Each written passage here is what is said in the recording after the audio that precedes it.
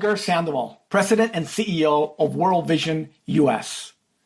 And today we're talking about James chapter 1, verses 2 and 3, which say, "Dear brothers and sisters, when troubles of any kind come your way, consider it an opportunity for great joy. For you know that when your faith is tested, your endurance has a chance to grow." I recently returned from the Ukraine border, witnessing firsthand what has become the fastest growing refugee crisis in Europe since World War II. At the border crossing to Romania, all around me were mothers carrying babies and young children, teenagers who were clearly in shock, and the elderly, uprooted from places where they had lived their whole lives. I watched an older man begin to sob uncontrollably.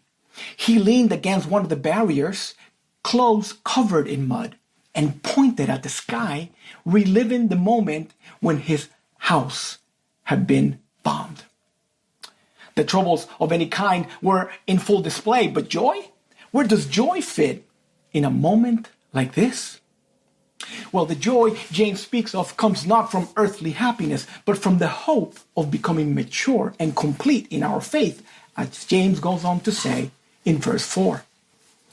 Conflict, loss, uncertainty. These troubles test our faith, but they also strengthen it when we see and feel God's presence in our hardest moments. And with that strong, mature faith, we can endure, confident that the God who led us through the last crisis will be there again for troubles of any kind. As the sobbing man leaned against the barrier, a volunteer, a complete stranger, immediately came over and held him in a tight embrace. It was as if the hand of Christ touched the man, giving him the comfort needed to take the next step in his journey.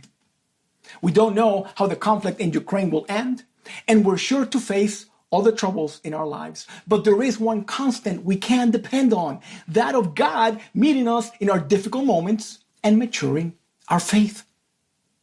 As you think about this verse today, reflect on when you have seen God's tenderness in your time of trouble and how He helped you endure. Thank Him for His beautiful presence in your moments of pain, and pray for people caught in conflict around the world.